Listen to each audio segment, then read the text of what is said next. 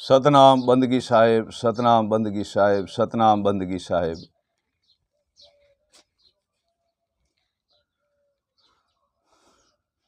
आज हम आपको कबीर साहिब के एक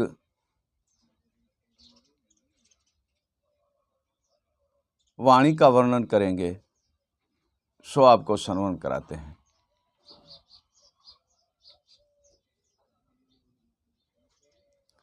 प्रिय सज्जनों, सत्य पुरुष कबीर साहिब की एक वाणी है।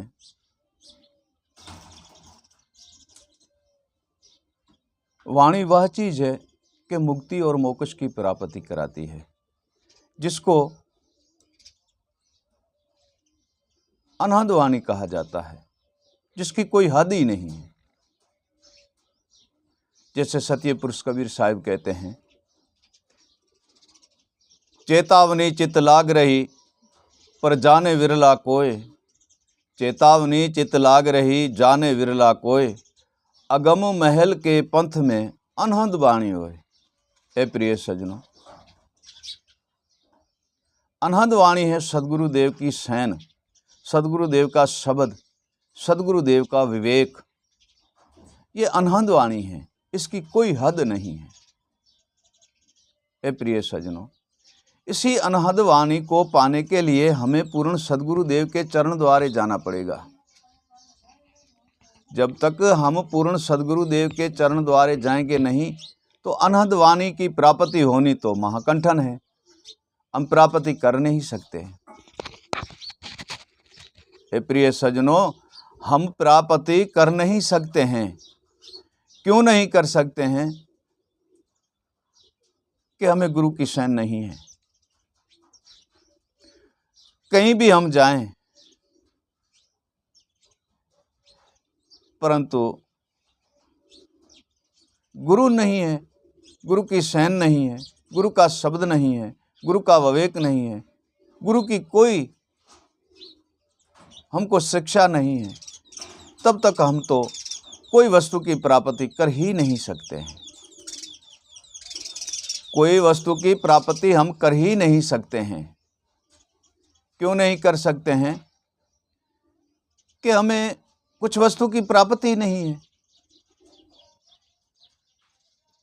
और प्राप्ति करने के लिए तो हमें पूर्ण सदगुरुदेव के द्वारे जाना पड़ेगा। तब से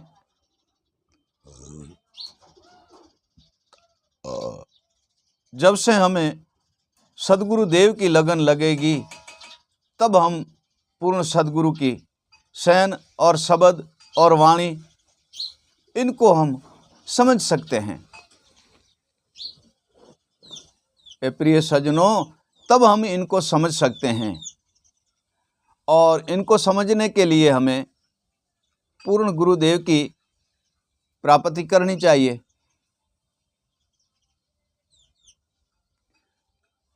क्योंकि ये हद के अंदर तो हम संसार है और बेहद में गुरुदेव है। जब अपनी हद से निकल करके हम बेहद के अंदर जाएंगे नहीं, सदगुरुदेव की स्मरण करेंगे नहीं, उसका ध्यान धरेंगे नहीं और उसका भजन करेंगे नहीं, गुरु के चरण द्वारे जाएंगे नहीं, तब तक ये वस्तु मिलनी महाकंठन है, हमको मिल नहीं सकती, मिल ही नहीं सकती। तब तक ये वस्तु हमको मिल नहीं सकती है। और जब तक ये वस्तु नहीं मिलती, तब तक ना हमारा कल्याण है, ना मोक्ष है, ना कोई वस्तु की प्राप्ति हमें है नहीं। किसी ने हमसे प्रश्न किया कि गुरु वस्तु क्या है, सदगुरु कहते किसको है? हे प्रिय सज्जनों, प्रथम अक्षर को जान लो, सत गुरु। सत में सत ही वस्तु की प्राप्ति होती है। ज्ञान है, विवेक है, अनुभव है, शब्द है, शैन है, ये सत्य है। जब ये सत्य हमको प्रकट होता है, तब ज्ञेय नाम का अंधेरा मिट के रू मतलब प्रकाश प्रकट हो जाता है, प्रकाश हो जाता है। रू का नाम प्रकाश होता है, ज्ञ का नाम अंधेरा है। सत जो पहले शब्द है, सतगुरु, सतगुरु कारण यह है सतगुरु का कि सत ही सत, सत ही सत, सत ही सत वस्तु हमको देते हैं। ज्ञान, विवेक, वैराग, अनुभव, शब्द, सैन, वाणी, स्मरण, भजन, गुरु नाम, गुरु भेद, गुरु स्मरण, गुरु विवेक, ये सारे सत ही सत है जो हमको सदगुरु से मिलता है। ये सत मिलता है तब ज्ञ मिट जाता है और रूप प्रकट हो जाता है। तब हमारा ज्ञ नाम अंधारा मिट करके और पूरे हमारे सथुल से लेकर और पूरे ही ब्रह्मांड सुनिए सुन शिखर गढ़ तक हमारे प्रकाश ही प्रकाश हो जाता है। ज्ञ अंधेरा है, ज्ञ नाम ही अंधेरे का है। जब अंधेरा मिट जाता है तो प्रकाश ही प्रकाश हो जाता है। इसका नाम है सदगुरु, जो सत से देता है। ज्ञ नाम अंधेरे मिटा देता है और रू नाम प्रकाश का है, वो हमें सतुल के अंदर हमारे प्रकट कर देता है। ये प्रिय सज्जनों, जब प्रकाश, ये वस्तु प्रकाश होती है, हमारे सतुल के द्वारा प्रकाश होती है, हमारे शरीर के द्वारा प्रकाश होती है, हमारे मन, आत्मा, जीव, बुद्धि, ये सर्वे ही जागृत हो जाते हैं। तब सब में ही प्रकाश होने लगता है। ए प्रिय सज्जनों, इतना कुछ हमें सदगुरुदेव से प्राप्त होता है। और जिसका सदगुरु का हाथ जिसके सिर ऊपर है और सदगुरुदेव जिसको प्राप्त हुआ है और सदगुरुदेव की जिसने सेवा की है, वो तो इस सारे वस्तु को चीन लेते हैं और समझ लेते हैं। ए प्रिय सज्जनों, क्योंकि उसे रास्ता मिल गया, वो रास्ते से भटका नहीं, उसे रास्ता मिल गया कि हम कहीं भी जाएं, किसी जगह में भी जाएं, बिन पूछे रास्ते पूछे बिन हम कहीं जा नहीं सकते हैं। जैसे कबीर साहब कहते हैं, ठीक बिन ठाली ठीकरा, ठाली राख्या ठाव, किधर को पैदा किया और किधर रह गया गांव। ए प्रिय सज्जनों, हमारा ये सतुल जो है ना, ये सतुल ज्ञान, विवेक, वैराग, अनुभव, शब्द, सैन बिना सुना है। फिर हमारा किसी गांव में हमें जाना था, वो गांव अलग रह गया और हम किसी जगह पे और रह गए हैं। क्यों? कि रास्ता नहीं है, जिसमें काम, क्रोध, मद, लोभ, मोह, अहंकार, अभिमान, लोभ, हर्ष और शोक, दुविधा और भ्रमना भरा हुआ है। तो हमने गांव को छोड़ दिया और नगर को छोड़ दिया, हम किसी और तरफ भाग चले। और जब रास्ता सिद्ध मिल जाता है तब काम, क्रोध, मद, लोभ, मोह, अहंकार, अभिमान, हर्ष और शोक, दुविधा और भ्रमना, ये सब हट जाती है और हम सीधे रास्ते पे चल जाते हैं जहां अविगत पुरुष की धाम है। इसी कारण सदगुरु सत्य पुरुष कबीर कहते हैं कि ठीक बिन ठाली ठीकरा और ठाली राख्या ठाव। ये ठाव जो है ना, ये नाम और शब्द और सैन, विवेक और वैराग, ज्ञान बिना सुना है। ये ठाली ठीकरा है। ये ठाली ठीकरा खाली बजता रहता है, परंतु प्राप्ति तो होने वाली है नहीं। इसी के अंदर अगर शुभ वस्तु सदगुरुदेव भर दे तो वो सिद्धगाम को जाता है और सिद्ध वस्तु की प्राप्ति कर लेता है और उसी नगर में जाएगा जहां वो जाना चाहता है, क्योंकि उसको रास्ता मिल गया सदगुरुदेव की दया से, सदगुरुदेव की कृपा से उसे रास्ता मिल गया उसी नगर में जाने का, उसी जगह में जाने का, उसे रास्ता प्राप्त हो गया है। तो और वस्तु की तो प्राप्ति करने उसे कोई ज़रूरत ही है नहीं। क्यों? कि निज वस्तु की जब प्राप्ति हो जाती है, निज वस्तु की जान हो जाती है, निज वस्तु को परख और पहचान लेता है, तो वो भटकना छोड़ देता है और निज रास्ते पे चल जाता है, सीधे रास्ते पे चढ़ जाता है, सत रास्ते पे चढ़ जाता है, भक्ति रास्ते पे चढ़ जाता है, गुरु ज्ञान रास्ते पे चढ़ जाता है और परम पद के रास्ते पे चढ़ जाता है। तब वो चलते चलते चलते चलते चलते ऐसे नगर में जाएगा जहाँ भूख है, न प्यास है, ताप है, न ताप है, ना रोग है, ना कोई वहाँ आलस है, न निंद्रा है, न दुविधा है, न भ्रमणा है, न काम है, न क्रोध है, न मद है, न लोभ है, न मोह है, न अहंकार है, न कल्पत जीव है, न कल्पना है। उसी नगर में जाकर के पहुंच जाएगा जहाँ ये कुछ भी वहाँ है नहीं। वहाँ तो सिद्ध सत्य पुरुष विराजमान है और अर्थ, विवेक, ज्ञान, युक्ति, यथार्थ और सैन, शब्द, सारी वस्तु सिद्ध ही सिद्ध, सत्य ही सत्य, सिद्ध ही सिद्ध, सत्य ही सत्य भरी हुई है। उस जगह पे वह जाएगा। जब उस जगह पे जाएगा तो सर्व वस्तु की उसे प्राप्ति हो जाएगी। उसको कहते हैं निर्भय, मतलब निडर। वो निर्भय में लीन होता है, उसको भय भ्रम नहीं है। क्यों भय भ्रम नहीं है? कि ऐसे नगर में वो आ गया है जहाँ काम, क्रोध, मद, लोभ, मोह, अहंकार, अभिमान, हर्ष, शोक, दुविधा और भ्रमणा कुछ भी नहीं है। ऐसे नगर का वो निवासी बन जाता है। परंतु ये सारे ही वस्तु एकदम मिलना महाकंठन है। गुरु भजन से, गुरु सैन से, गुरु शब्द से, गुरु स्मरण से और गुरु नाम जपने से और गुरु के शब्द के स्मरण करने से ही प्राप्त होता है। ऐसे तो होने वाला है नहीं। क्यों? कि जब एक रति भर वस्तु हमें सदगुरु देता है तो रति से पहाड़ बनाना हमारा धर्म है। एक आपको उदाहरण की बात कहते हैं, श्रवण कराते हैं। एक सैन रूपी, सो सुन लो। 3 मानव थे, वह किसी संत के पास गए। 3 मानव थे, वो किसी संत के पास गए और संत ने उसको उपदेश करके और कहा, बेटा ये 3 दाने मैं तुम्हें देता हूं, इसको संभाल कर रखना, ये तुम्हारा कर्तव्य बेटा। ये 3 दाने मैं आपको देता हूं। तो वो 3 दाने अनाज के थे और इसको बहुत ही भली भांति से संभाल कर रखना, भली भांति से संभाल कर रखना।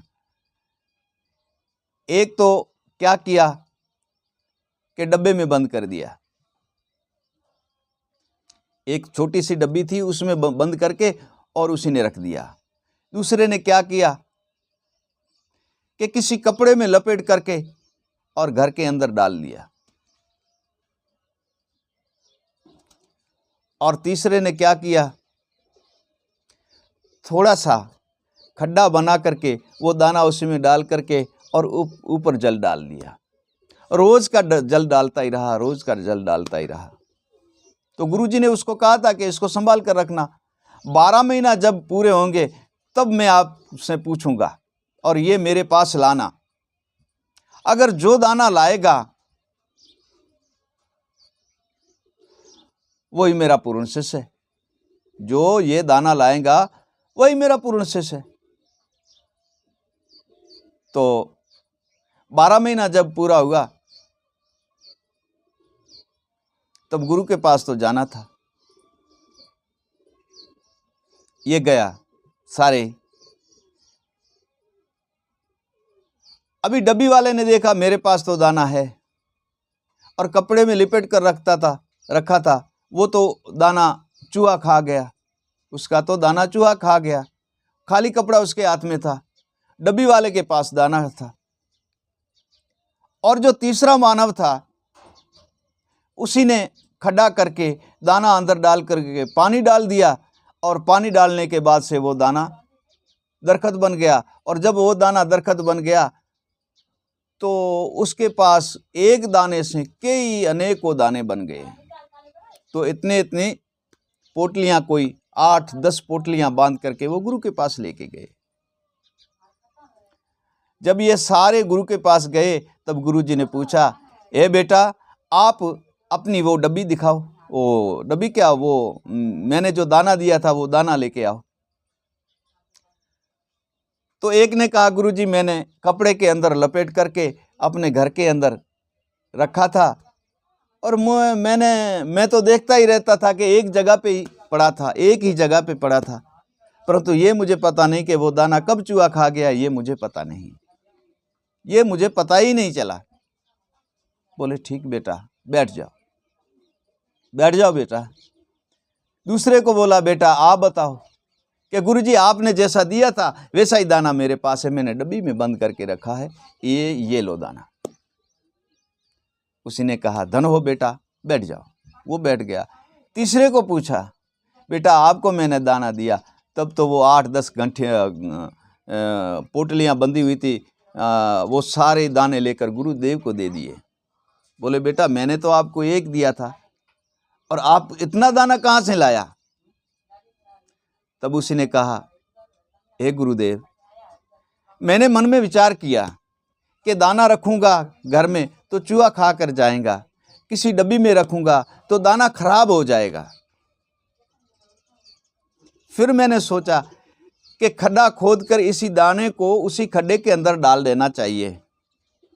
तो मैंने खड्डा खोदा और दाने को, उसी बीज को मैंने दाने को डाल दिया खड्डे के अंदर और ऊपर जल देता रहा, जल देता रहा, जल देता रहा। जब वो दाना बड़ा हो गया, फूलने और फलने लगा, तब मुझे अनेक प्रकार के उसी झाड़ में से दाने मिलते रहे और मैं रखता रहा। हे गुरुदेव जी, ये मुझसे भूल हो गई है कि मैंने उसी दाने को आपके पूछे बिना मैंने जल डाला, खड्डे के अंदर रख करके जल डाला और उसका दरखत बन गया। उसी एक दाने में से सैंस दाना अनेक दाना बन गया। ए गुरुजी, ये आपकी कृपा से और दया से हैं और मुझसे भूल हो गई हो तो क्षमा करो। तब सदगुरुदेव हंस करके कहने लगे बेटा आपसे कोई भूल नहीं हुई है। क्या कहा? बेटा आपसे कोई भूल नहीं हुई है। इसको मैंने दाना दिया तो कपड़े में लपेट कर ऊंचा रख दिया, चूहा खा गया। उसको दाना दिया तो डब्बी के अंदर बंद कर दिया। आपको दाना दिया तो आपने अपने मन के बुद्धि और अनुभव से एक दाने में से कई सेंस अनेक दाने बना दिए, कई अनेक दाने आपने एक दाने में से प्रकट किए। आप मेरे प्यारे शिष्यों, उन दोनों को कहा आप में कुछ कमियां हैं, वह कमियां हटा दो। आप में कुछ कमियां हैं, वो कमियां मिटा दो। वो कौन सी कमी? अज्ञानता। वो कमी थी अज्ञानता, क्योंकि उसे ज्ञान था नहीं। ज्ञान गुरु का, गुरुजी ने तो दिया ज्ञान, लेकिन उन्होंने दोनों ने प्राप्त नहीं किया। और ज्ञान को एक नहीं प्राप्त किया जो एक दाने से अनेक प्रकार के पोटलियां बना करके गुरुदेव के द्वारे लेके गए। ये प्रिय सज्जनों, ठीक ऐसे नाम रूपी शब्द रूपी एक दाना है। दया रूपी कुंड में रख करके प्रेम रूपी जल पिलाओ और अपने स्मरण करते जाओ, स्मरण करते जाओ, स्मरण करते जाओ, तो नाभि से वो दाना प्रकट होकर के सुन शिखर गढ़ जाएगा और अनेक भिन्न भिन्न प्रकार का, अनेक प्रकार का दाना आपको प्राप्त, एक दाने से अनेक दाना प्राप्त होगा। जो ज्ञान है, विवेक है, वैराग है, अनुभव है, यथार्थ है, गुरु सैन है, गुरु शब्द है, गुरुवाणी है, गुरु भजन है और गुरु स्मरण है। हर प्रकार की वस्तु आपको प्राप्त हो जाएगी एक ही शिक्षा के दाने से। वो था दाना शिक्षा का, गुरु सैन शब्द का एक दाना था शिक्षा का। हे प्रिय सज्जनों, ऐसा करने से आपके सर्वे ही बंधन मिट जाएंगे और सर्वे ही बंधनों से मुक्त हो जाओगे। तब साहिब जी कहते हैं कि एक दाने प्राप्ति कर कर लाखों किया प्रगटाए, कहे कबीर धर्मदास को वो ना खाली जाए। एक दाने से अनेक प्रकार के उसी ने दाने बना लिया, वो खाली जाएगा ही नहीं, वो सिद्ध की प्राप्ति कर लेता है। ठीक जैसे साहिब कबीर ने पहले कहा था कि ठीक बिन ठाली ठीकरा ठाली राख्या ठाम, इस कारण वह ठाम ठाली रहता है, क्योंकि उसी दाने को हमने भस्म कर दिया। उसकी सोच नहीं की, समझ नहीं की, स्मरण नहीं किया, ध्यान नहीं किया, विवेक से उसको देखा नहीं, उसका भजन नहीं कमाया, तो वो दाना वहाँ खत्म हो गया। तब ये ठीक बिन ठाली ठीकरा ठाली राख्या ठाम, किधर को पेंडा किया किधर रह गए गाम। दाना तो ले लिया लेकिन उसका लोभ और मोह, अहंकार और अपमान, हर्ष और शोक, दुविधा और भ्रमना वो नहीं मिटा तो वो दाने से फल की प्राप्ति करने वाला है नहीं। उसको एक दाने से अनेक दाना मिलने वाला नहीं है। उसका तो दाना या तो चूहा ले जाएगा, या तो कोई चोर ले जाएगा, और या तो डब्बी के अंदर, डब्बी का मतलब है भ्रम की डब्बी। डब्बी है वो भ्रम है, एक पर्दा है, उसी पर्दे के अंदर रहा, वो प्रगट कुछ भी नहीं कर सका। हे प्रिय सज्जनों, जब हम गुरु की सेवा करेंगे, स्मरण करेंगे, उसके नाम का जपन करेंगे, उसका भजन का स्मरण करें, उस शब्द का स्मरण करेंगे, उसकी सहन का स्मरण करेंगे, उसके विवेक और ज्ञान और अनुभव को जानेंगे, तब हमारा मन वैराग में लीन हो जाएगा। जब मन वैराग में लीन होएगा, तब सर्व वस्तु की हमें प्राप्ति हो जाएगी और परम पद में हम लीन हो जाएंगे। इसी यज्ञ में तो क्या, हम परलोक में भी सिद्ध और ईश्वर की दया से सर्व बंधन से मुक्त हो जाएंगे। सतनाम बंदगी साहिब, सतनाम बंदगी साहिब, सतनाम बंदगी साहिब।